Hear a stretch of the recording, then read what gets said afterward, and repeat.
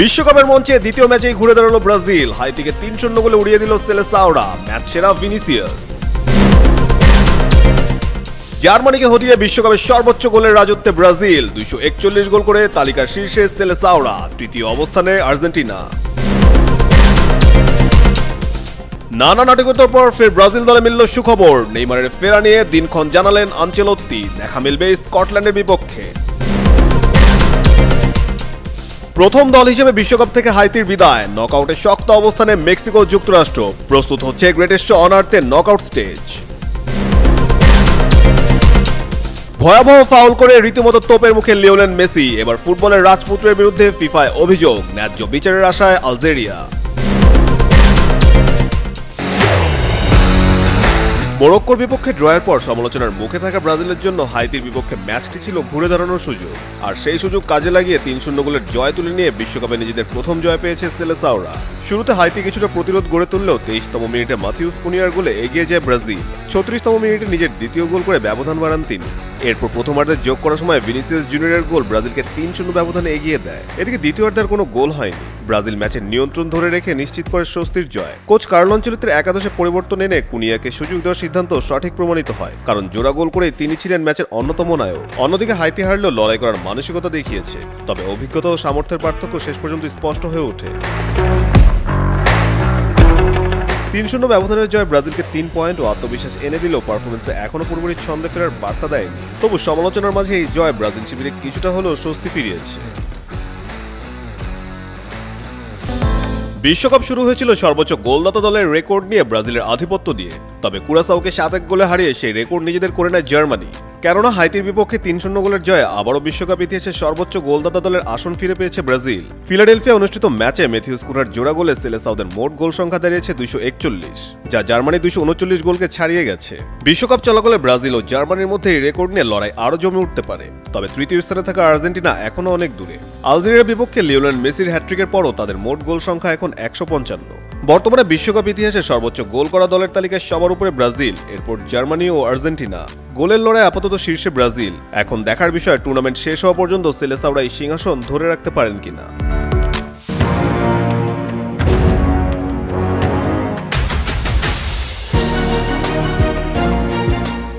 দুই ম্যাচ ধরে অপেক্ষা করে আছে ব্রাজিল দল। অপেক্ষায় ভক্তরাও। কবে মাঠে নামবেন নেইমার? এবার শেষ হতে চলেছে অপেক্ষার পালা। চোট কাটিয়ে মাঠে ফিরছেন সেলেসাওদের পোস্টার বয় নেইমার জুনিয়র। স্কটল্যান্ডের বিপক্ষে গ্রুপ পর্বের শেষ ম্যাচেই মাঠে দেখা যাবে সেলেসাওদের তারকা নাম্বার 10-কে। হাইতির বিপক্ষে 3-0 গোলের দাপুটে জয়ের পরই নেইমারের সর্বশেষ শারীরিক অবস্থা নিয়ে কথা বলেন ব্রাজিল কোচ কার্লো আনচেলত্তি। তিনি জানান, নেইমারের ফেরার প্রক্রিয়া এগোচ্ছে বেশ দ্রুত গতিতেই। শনিবার থেকেই একক অনুশীলন শুরু করবে নেইমার, আর সোমবার দলের বাকি সদস্যদের সঙ্গে পুরো দমে প্রস্তুতি সেশনে যোগ দেবেন তিনি। প্রায় 1 মাস আগে ব্রাজিলিয়ান লিগে সান্তোসের হয়ে করিতিবার বিপক্ষে খেলতে গিয়ে চোটে পড়েন নেইমার। সেই অনাকাঙ্ক্ষিত চোটের কারণে চলতি টুর্নামেন্টের গ্রুপ পর্বের প্রথম 2টি ম্যাচ সাইড লাইনে বসেই কাটাতে হয়েছে তাকে। তবে মাঠে ফিরতে মরিয়া এই ফরওয়ার্ড পুনর্বাসনে কোনো কমতি রাখছেন না। হাইতি ম্যাচের আগে নেইমারের অনুশীলনের কিছু ছবি প্রকাশ করে ব্রাজিল ফুটবল ফেডারেশন সিবিএস। ছবিতে দেখা যায় নিউ জার্সির দ্য রিজ হোটেল এবং কলাম্বিয়া পার্ক প্রশিক্ষণ কেন্দ্রে কঠোর পরিশ্রম করছেন তিনি। নেইমারকে পুরোপুরি ফিট করে তুলতে প্রতিদিনই 2 ধাপে চলছে অনুশীলন। মাঠে ফিটনেস ধরে রাখা ও বল নিয়ে স্কিল ড্রিল, আর জিমনেশিয়ামে বিশেষ কন্ডিশনিং সেশন। পুরো প্রক্রিয়াটি নিবিড়ভাবে পর্যবেক্ষণ করছেন ফিটনেস কোচ ক্রিস্টিয়ানো নুনেস ও মিনো ফুলকো। তবে নেইমারের মাঠে ফেরা নিয়ে কোনো ধরনের তাড়াহুড়ো বা ঝুঁকি নিতে চায় না ব্রাজিলের থিঙ্ক ট্যাঙ্ক। শতভাগ সুস্থ অবস্থাতেই তাকে মাঠে ফেরানোর পরিকল্পনা তাদের। 4 পয়েন্ট নিয়ে বর্তমানে সি গ্রুপের শীর্ষে অবস্থান করছে ব্রাজিল।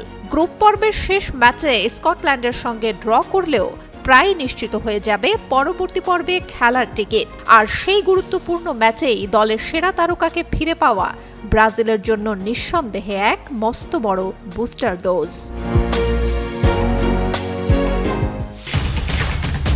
2026 বিশ্বকাপের গ্রুপ পর্বের লড়াই এখনো শেষ হয়নি। তবে দ্বিতীয় ম্যাচের পরই টুর্নামেন্ট থেকে বিদায় নিশ্চিত হয়ে গেছে হাইতির। ব্রাজিলের বিপক্ষে বড় ব্যবধানে পরাজয়ের পর বিশ্বকাপের প্রথম বিদায়ী দল হওয়ার তিক্ত অভিজ্ঞতা অর্জন করেছে ক্যারিবীয় অঞ্চলের প্রতিনিধিরা। এর আগে নিজেদের উদ্বোধনী ম্যাচে স্কটল্যান্ডের কাছে হেরে চাপে পড়ে হাইতি। ফলে দ্বিতীয় ম্যাচে ঘুরে দাঁড়ানোর লক্ষ্য থাকলেও শক্তিশালী ব্রাজিলের সামনে তারা কোনো প্রতিরোধ গড়ে তুলতে পারেনি। টানা 2 পরাজয়ে 0 পয়েন্ট নিয়ে তাদের বিশ্বকাপ যাত্রা কার্যত শেষ হয়ে যায়। গ্রুপ পর্বে হাইতির এখনো একটি ম্যাচ বাকি রয়েছে, কিন্তু বর্তমান নিয়ম অনুযায়ী শেষ ম্যাচে জয় পেলেও তাদের ভাগ্যের কোনো পরিবর্তন হবে না, কারণ সমান পয়েন্ট হলে সবার আগে বিবেচনায় নেওয়া হবে মুখোমুখি লড়াইয়ের ফল। উদ্বোধনী ম্যাচে স্কটল্যান্ডের কাছে হারায় পয়েন্টে সমতা এলেও স্কটিশদের পেছনেই থাকতে হবে হাইতিকে। ফলে শেষ ম্যাচের ফল যাই হোক, পরের পর্বে ওঠার দরজা তাদের জন্য পুরোপুরি বন্ধ হয়ে গেছে। 2 ম্যাচ শেষে গ্রুপের চিত্র এখন বেশ স্পষ্ট। ব্রাজিল ও মরক্কো 4 পয়েন্ট করে নিয়ে সুবিধাজনক অবস্থানে রয়েছে, অন্যদিকে স্কটল্যান্ডের ঝুলিতে আছে 3 পয়েন্ট। এ অবস্থায় হাইতি শেষ ম্যাচ জিতলেও সর্বোচ্চ 3 পয়েন্টে পৌঁছাতে পারবে, কিন্তু স্কটল্যান্ডের বিপক্ষে মুখোমুখি লড়াইয়ে পিছিয়ে থাকায় তারা কোনোভাবেই প্রতিদ্বন্দ্বীদের অতিক্রম করতে পারবে না। স্বাগতিক যুক্তরাষ্ট্রের বিশ্বকাপ অভিযান চলছে দুর্দান্ত ছন্দে। সিয়াটলের লুমেন ফিল্ডে অস্ট্রেলিয়াকে 2-0 গোলে হারিয়ে বিশ্বকাপের নকআউট পর্ব নিশ্চিত করেছে মরিসিও পচেত্তিনোর দল। গ্রুপ পর্বে এখনও 1 ম্যাচ বাকি থাকতেই শেষ 32 দলে জায়গা করে নিয়েছে এই দলটি। আরেক আয়োজক মেক্সিকোর পর দ্বিতীয় দল হিসেবে বিশ্বকাপের নকআউট পর্বে উঠল যুক্তরাষ্ট্র। এই জয়ের মাধ্যমে বিশ্বকাপে টানা 2 ম্যাচ জয়ের স্বাদ পেয়েছে স্বাগতিকরা। 1930 সালের পর এই প্রথম বিশ্বকাপে পরপর 2 ম্যাচ জিতল যুক্তরাষ্ট্র। তবে ডি গ্রুপের শীর্ষস্থান এখনো নিশ্চিত হয়নি তাদের। তুরস্ক ও প্যারাগুয়ের ম্যাচ ড্র হলেই গ্রুপ সেরা হিসেবে পরের পর্বে যাবে যুক্তরাষ্ট্র। প্যারাগুয়ের বিপক্ষে প্রথম ম্যাচে 4-1 গোলে জয়ের পর অস্ট্রেলিয়ার বিপক্ষেও শুরু থেকেই আক্রমণাত্মক ফুটবল খেলেছে পচেত্তিনোর দল। যদিও চোটের কারণে দলের সবচেয়ে বড় তারকা ক্রিস্টিয়ান পুলিসিচ এই ম্যাচে খেলতে পারেননি, তবুও আক্রমণের ধার কমেনি যুক্তরাষ্ট্রের। 2 গোলের ব্যবধান ধরে রেখে বলের নিয়ন্ত্রণ নিজেদের কাছেই রাখে তারা।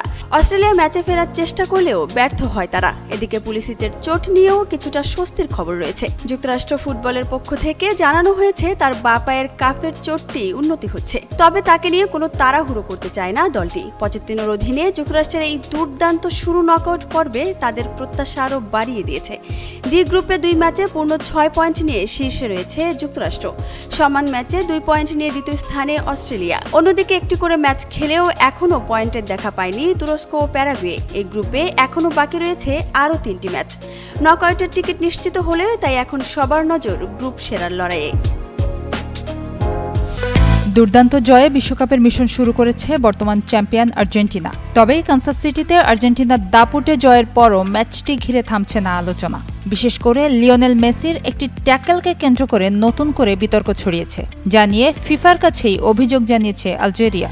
ডিফেন্ডিং চ্যাম্পিয়ন আর্জেন্টিনার কাছে 3-0 গোলের ব্যবধানে হেরে বিশ্বকাপ অভিযান শুরু করে আলজেরিয়া। তবে ম্যাচের ফলের বাইরে আলোচনায় উঠে আসে রেফারির কিছু সিদ্ধান্ত। এর মধ্যে সবচেয়ে বেশি নজরে আসে আর্জেন্টাইন অধিনায়ক লিওনেল মেসির একটি ট্যাকল। বিষয়টির সঙ্গে সম্পৃক্ত একটি সূত্র রয়টার্সকে জানিয়েছে ফিফার রেফারিং কমিশনের কাছে পাঠানো অভিযোগে আলজেরিয়া প্রথমার্ধের একটি নির্দিষ্ট ঘটনাকে গুরুত্ব দিয়েছে। সেখানে অভিযোগ করা হয় মেসি আলজেরিয়ার অধিনায়ক আইসা মান্দির পায়ের পেশিতে আঘাত করেছিলেন।